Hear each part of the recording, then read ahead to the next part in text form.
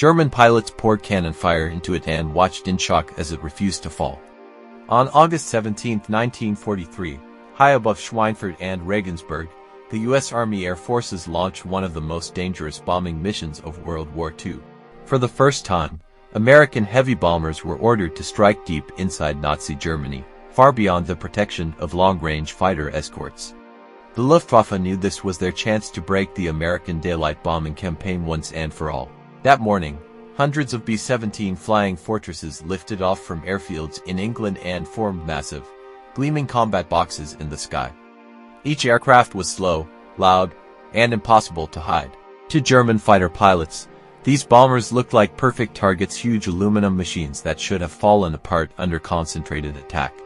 As the formations crossed into German airspace, the Luftwaffe struck with everything it had.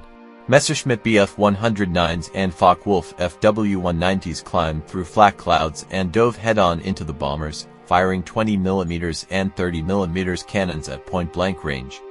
Explosions ripped through wings and fuselages. Engines burst into flames. Control cables snapped. Men were killed at their gun positions. And yet many of the bombers kept flying. German pilots reported hits that should have destroyed any aircraft they had faced before. Wings were shredded. Noses were torn open. Entire sections of tail were missing. But the B-17 stayed in formation, holding altitude, continuing toward their targets. One German pilot later admitted that it felt like shooting at armored monsters.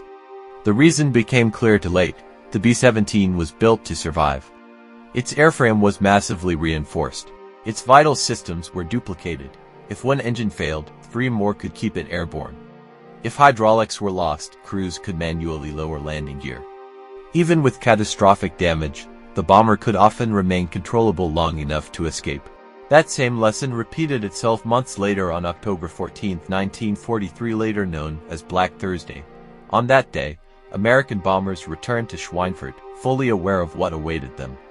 The Luftwaffe attacked with brutal efficiency, destroying dozens of aircraft. Entire formations were shattered, but once again, German pilots were stunned by what refused to die. Some B-17s returned to England with over 600 bullet holes. Others landed with their noses completely gone, crews exposed to open air at 25,000 feet. One flying fortress, later nicknamed All-American, flew for more than 90 minutes with its tail nearly severed, held together by twisted metal and sheer momentum. Any other aircraft would have broken apart instantly. By early 1944, the story was repeating with another bomber, the B-24 Liberator. Faster and with longer range, the B-24 was harder to intercept and equally difficult to destroy. German fighters complained that even direct hits often failed to bring it down immediately. Bombers burned, leaked fuel, and bled smoke but still completed their missions. On February 20, 1944, during Big Week, the Luftwaffe threw thousands of fighters into the sky to stop American bomber streams targeting German aircraft factories. Losses were heavy on both sides. But the outcome was devastating for Germany. Bombers that should have been destroyed survived long enough for Allied fighters to arrive, and German fighter units suffered losses they could never replace. That was the turning point.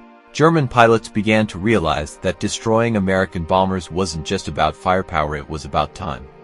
Every minute a bomber stayed airborne was another minute it could be protected, repaired, or replaced by thousands more rolling out of American factories. By June 6, 1944, as Allied forces landed in Normandy, American bombers filled the skies in numbers the Luftwaffe could no longer stop. German fighters still attacked, but now they were outnumbered, outproduced, and outlasted. The bombers kept coming, day after day, absorbing damage and returning again. In the end, German pilots didn't fear American bombers because they were indestructible. They feared them because destroying one didn't change the war. Another would take its place the next morning. So when German fighters couldn't destroy America's bombers, it wasn't a failure of skill or courage. It was a warning. If your enemy can lose aircraft faster than you can destroy them, have you already lost the war? Don't forget to like, share, and hit the subscription button on our channel for more WW to history like this.